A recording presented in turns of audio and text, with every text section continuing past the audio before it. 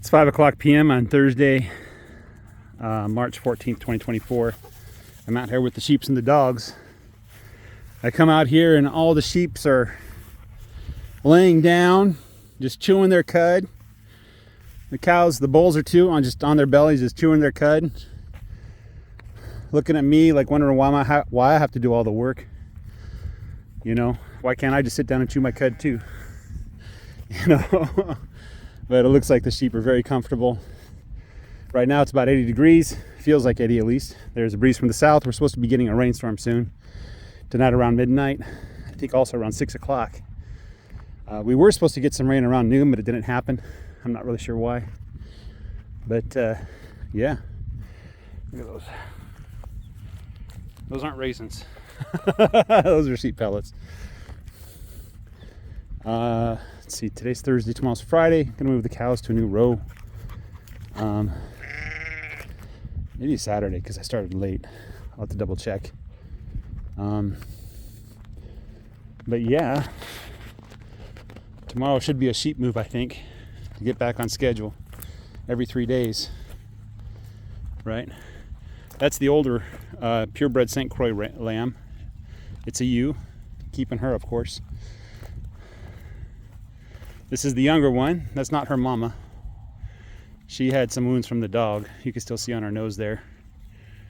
Her mama's the one that still has some wounds. I need to get a hold of her one way or the other.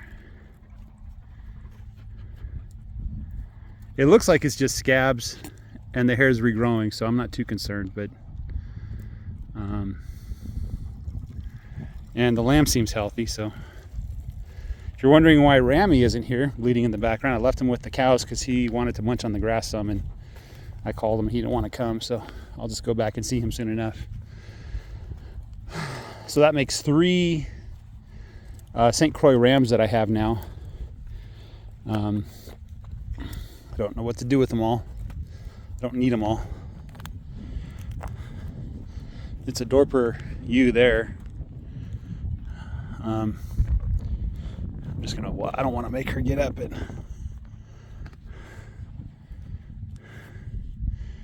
She pooped. I'm gonna get her up. Let's get her moving. Nope, that's a ram. I'm just stupid, aren't I? That's a ram. Oh my goodness, the ram are so huge. Yeah, that's a ram. I'm just being a silly. That's what came out of that ram's butt. So there's the 2 rams. Hopefully the rams are servicing these sheep when they become open. I don't want to get all the sheep on a schedule yet, but right now I just want to get as many lambs as I can.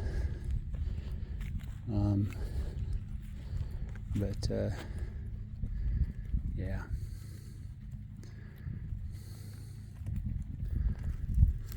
So yeah, they're because I came over here and the dogs followed me.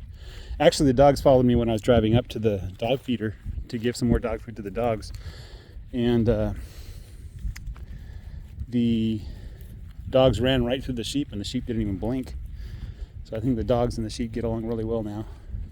It's my presence that's causing them to get up and move around, you know. Looking to see hoof problems. I'm not really sure which one I trimmed the hooves on. Might have been this one right here. Let me double check. Yeah, I think it was that one. She's walking normally now. Hey there, Snowball.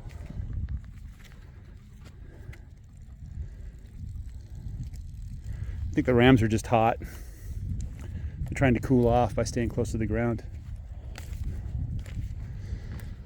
Bull situation. So I did find someone selling South Pole bulls for a really good price. Honestly, I think he's selling it for too low. And I'm thinking of pulling the trigger on it. That would mean getting rid of these 3 bulls.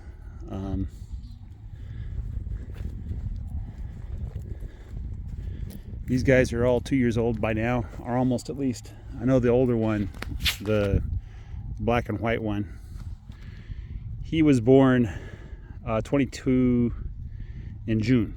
So he was born in June of 22 to Blue. So he's almost 2 years old. I'm kind of hesitant to pull the trigger right now.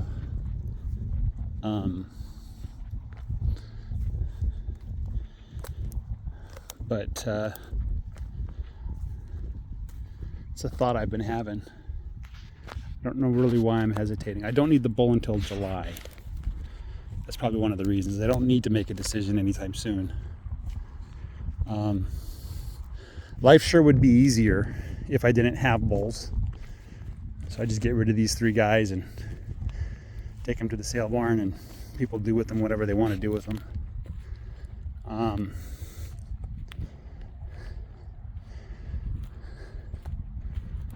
I think that would make life quite a bit easier. And then I go and I buy the bull in July, bring the fresh bull to the cows. He hangs out with the cows, and then after a couple months take him off, and then I just have one bull.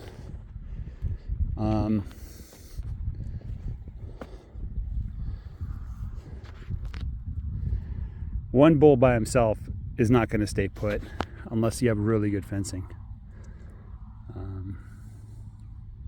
The other option is I sell the bull. I buy the bull, sell him in September, and then buy another bull the next year.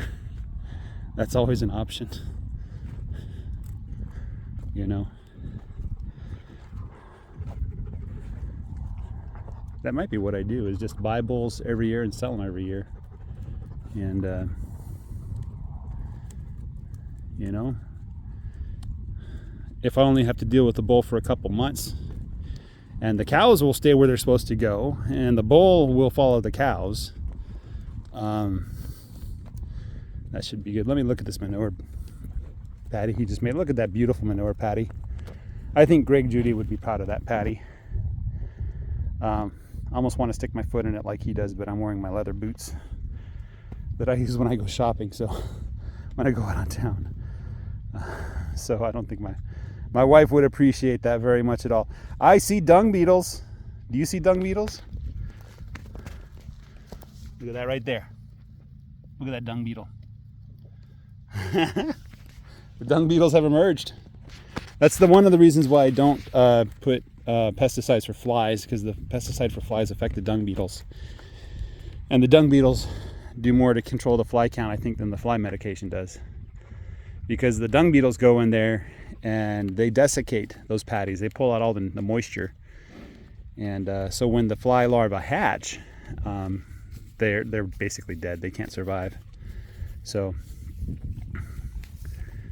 it's a beautiful patty. So that's what I got for you guys. Why is that dog camping out in front of the food?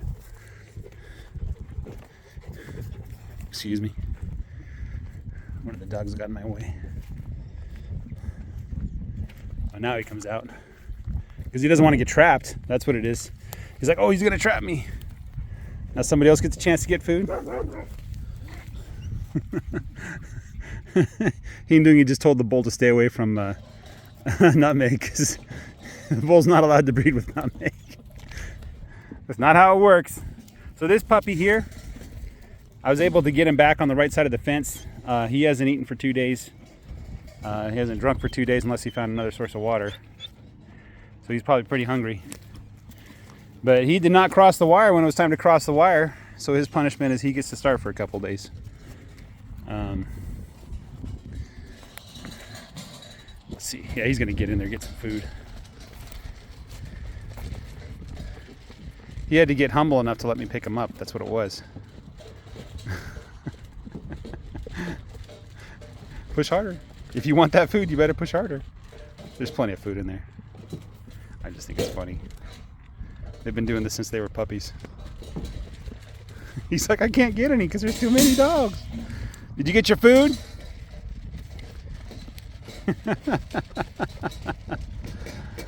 Oh my goodness, it's so funny watching these guys eat. Well, I imagine